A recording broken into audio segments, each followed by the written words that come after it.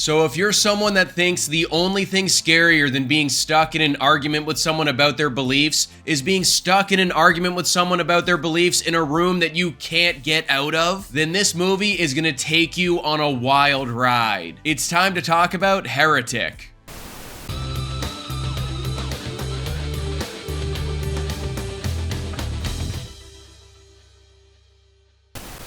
What's up, guys? I'm Sully, and today I'm excited because we're talking about the brand new psychological thriller horror movie from A24, Heretic. All you need to know about this one is that the story goes like this. Two young missionaries are forced to prove their faith when they knock on the wrong door and are greeted by a diabolical Mr. Reed, becoming ensnared in his deadly game of cat and mouse. So I'm not gonna lie, this isn't a movie that I found myself that excited for after I learned what it was about. I'm just not that interested in engaging with topics like religion in movies. All the ones I've seen in the past that decide to focus on that kind of subject matter, I just haven't found myself all that captivated by. But since I'm a bit of a sick puppy, what I do like is psychological thrillers. So if you told me that this movie is basically 2024's Barbarian, but with an addictingly evil Hugh Grant in it, I'd say, where do I sign up? And even though the film kind of devolves into more generic horror waters by the end,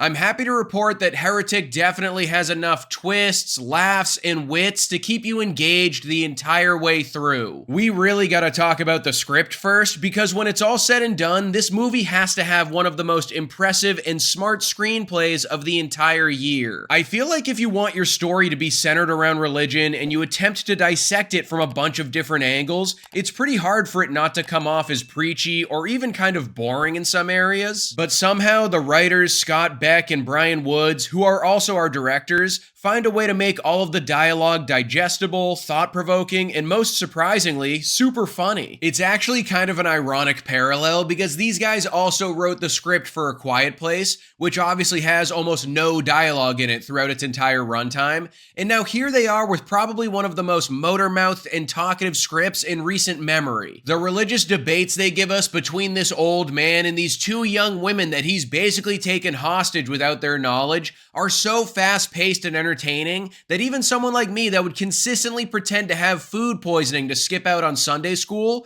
was 100% locked in. I think what makes this whole scenario work is that Hugh Grant's character is clearly someone that loves to debate and have his opinions challenged. Don't get me wrong, he loves suckering people into arguments he knows he can't lose, like he's leading lambs to the slaughter, but he's just as excited about the idea of someone coming out of the woodwork and completely stumping his ass. And that leads us into talking about the performances, because the massive standout here is Hugh Grant in this charming but villainous role. I seriously don't know what happened a few years ago. Maybe the guy went out and got himself a new agent. Maybe he's bankrupt, so he's saying yes to projects he wouldn't normally take a look at. But he has done a complete 180 in my eyes in that time frame. He went from being in what seemed like nothing but sappy rom-coms for decades to playing an Oompa Loompa and starring in a Dungeons and Dragons film. And the world is better off because of it. But he puts on an absolute clinic in this movie, and it comes off as so effortless because of how snappy and well written the dialogue is.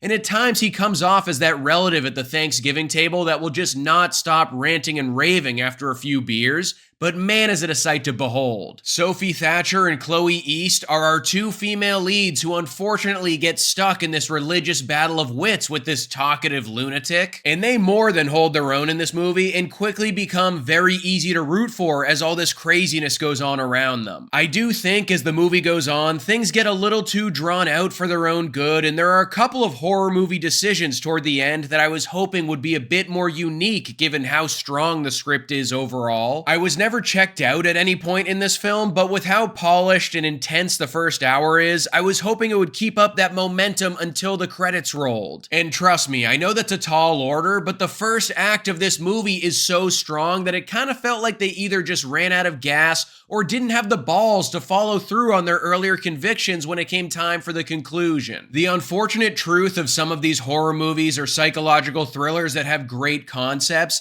is that they really know how to set the table, but only a select few of them are able to stick the landing and offer up a conclusion that matches the smarts and the intensity of the beginning of the film. Kind of a bummer, because if this film wrapped up in a smarter and more daring way, I'd definitely be saying that it's one of the best of the year. Overall, guys, guys, Heretic is a very solid horror thriller that brings the tension, the laughs, and the big philosophical questions. Hugh Grant shows that he's got a few more tricks up his sleeve with this performance and makes great use of the excellent script at his disposal. Now, I will admit that it doesn't totally stick the landing for me and veers into more generic territory, which is unfortunate because for better or worse, the ending of a scary movie is just so important. That being said, it's still very much a puzzle worth cracking for yourself. Heretic gets a Sully score of 3.5 stars. So that's my review for the latest A24 film. What do you think is your favorite movie that lives under that banner? I'd probably have to say either Hereditary or Good Time, but let me know in the comments below what you think. Don't forget to like this video and subscribe to the channel if you haven't already, and I'll see you guys at the next one.